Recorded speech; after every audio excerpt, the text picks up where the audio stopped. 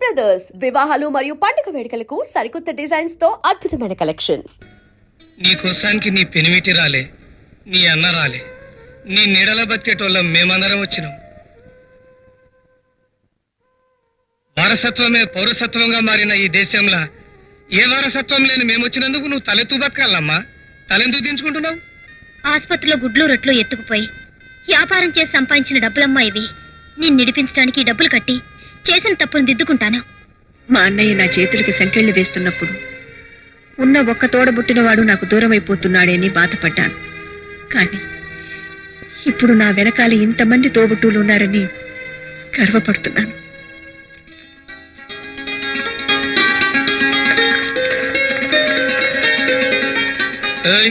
ఏందట్లా చూస్తున్నావు? చిల్లర పైసలే కావచ్చు, చిల్లర రోడ్లు తెచ్చిన పైసలు కాదు. లెక్క సక్కంగా చూసుకో. అవి విడిచిపెట్టండి. జియో చలో.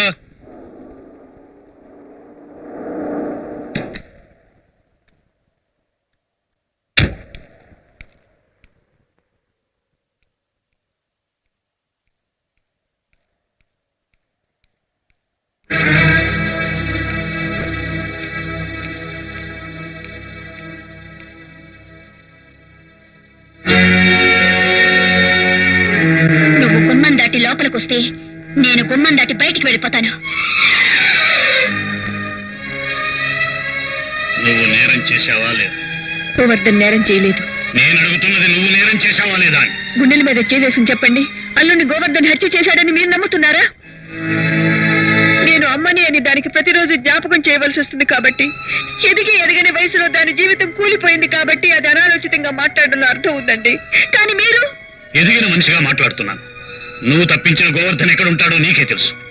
వాణ్ణి వెంటనే పోలీసులకు పట్టిస్తేనే నీకు ఇంట్లో ఉండే అర్హత ఉంటుంది. లేకపోతే విడాకులు ఇస్తారా? అని నన్ను అర్థం చేసుకో. లేకపోతే దాని జీవితం ఇంకా కాలిపోతుంది, మన కుటుంబం నాశనం అయిపోతుంది. పొరపాటు. నిజమైన దోషిని పట్టుకుని ఈ ఇంటి మనుషుల కళ్ళకు కట్టిన పొరలను తప్పించాలనే అతన్ని విడిచిపెట్టాను. విడిచిపెట్టడానికి నువ్వెవరివి?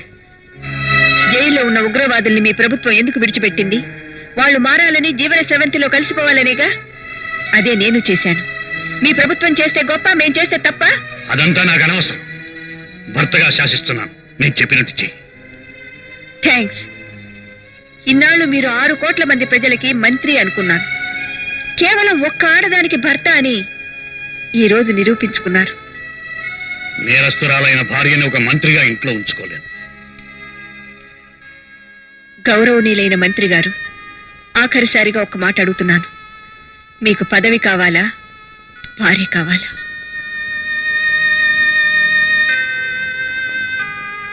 పదవే కావాలి.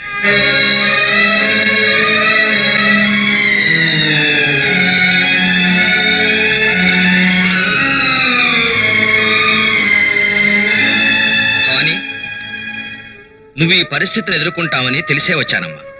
వెళ్దాం పద. నేరస్తురాలని భార్యని ఇంట్లోంచి వెళ్లగొట్టిన భర్తకు చేతులకు సంకెళ్లు వేసిన అన్నయ్యకి నా దృష్టిలో పెద్ద తేడా లేదు. నీ చేసింది తప్పు కాదని నిరూపించుకున్నాకే పుట్టింట్లోనైనా మెట్టింట్లోనైనా అడుగు పెట్టేది. నా మూలంగానే మీకు ఇంత అన్యాయం జరిగిందమ్మా. నేను వెళ్ళి సరెండర్ అయిపోతాను. లేదు గోవర్ధన్, నేను చేసింది తప్పు కాదన్న నమ్మకంతోనే అయిన వాళ్ళందరినీ వదులుకుని ఇక్కడికొచ్చాను. నాకు కావాల్సింది నువ్వు లొంగిపోవటం కాదు, నిర్దోషిగా బయటికి రావటం. అసలుకి సంపిన కొడుకు ఎవడో తెలిస్తే బుక్కలు తీస్తాం కదా. అవును, హోటల్లో చౌడప్పు కొడుకుతో పాటు ఆ బాబ్జీ గాడు ఎందుకున్నట్టు? అరే నీ ఆ అమ్మాయి అడగవలసిన ప్రశ్న అడిగింది. హాస్పిటల్ వరకు వాసంతిని తనువుకుంటూ వెళ్ళానని సిద్ధప్పే ఒప్పుకున్నాడు కదా. హాస్పిటల్ లోపలికి వెళ్ళిన తర్వాత ఆఖరిసారిగా వాసంతి కనిపించింది కోటేశ్వరరావు గారి రూమ్ లో కదూ? ఆ కోటేశ్వర గారే చంపిడు.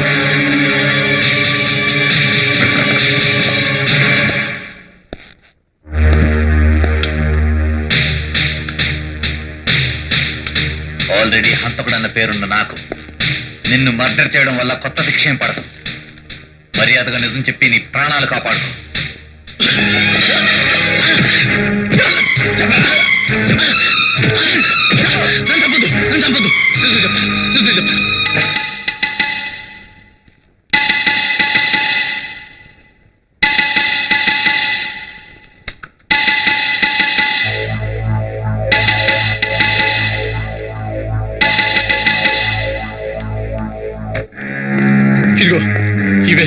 పోసిన saline bottles. Well done, very well done. నా ఉప్పు తిని నాకే ముప్పు తేవాలని చూస్తావురా? లేదు సార్, వీడిని చంపాలంటే ఇది ఒకటే మార్గం అని ఇక్కడ తీసుకొచ్చాను. రైట్, వీడిని కూడా వీడి చెల్లెల దగ్గరికి పంపిద్దాం.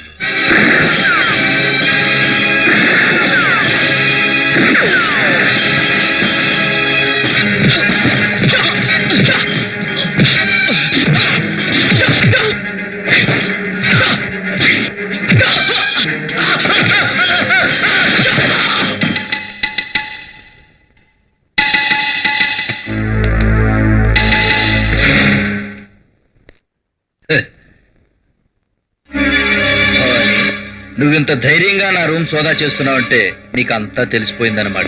గుడ్. నిన్ను ఆ వాసన దగ్గరికే పంపిస్తాను.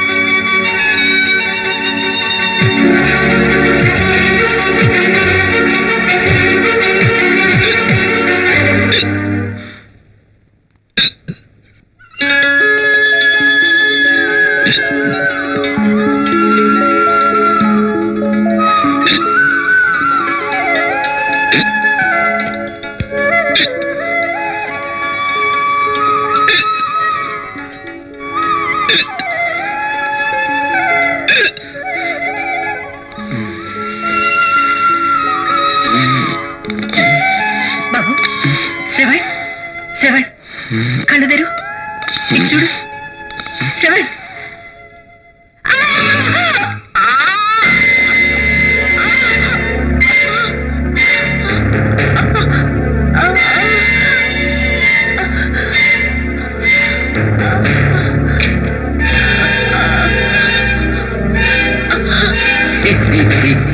డాక్టర్ భవానీ, ఈ రోజుతో నీ చరిత్ర అంతం కాబోతోంది.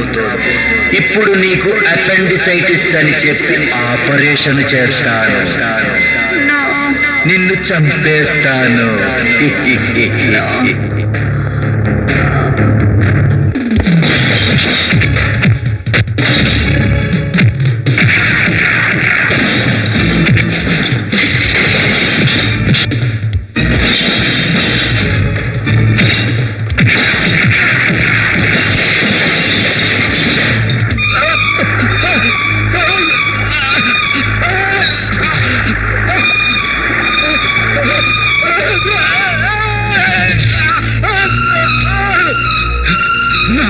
ప్లీజ్.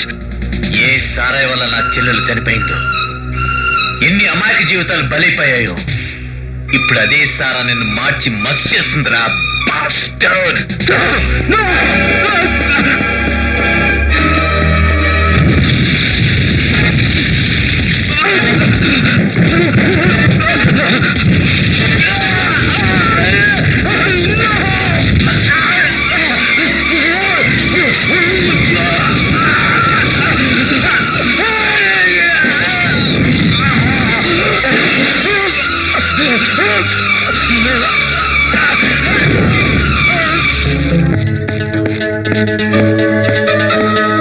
అరే ఏం చేసినావా నేను?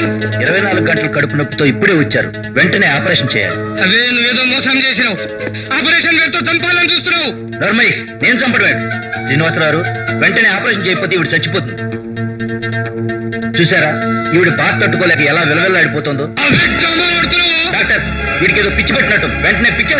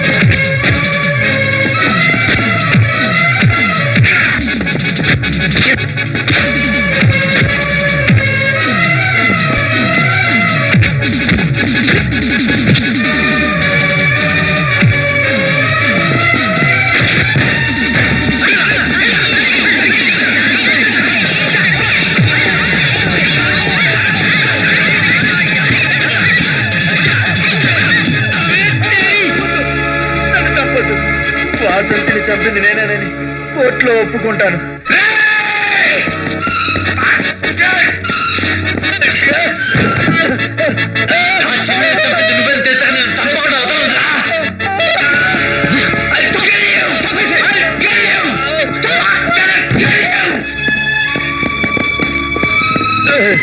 ఈ దేవాలయంలో నీ లెక్క దెయ్యాలు ఉండకూడదు. ఆమె లెక్క దేవతలు ఉండాలి. పట్టు కాలు పట్టు. నన్ను క్షమించండి భవానీ గారు.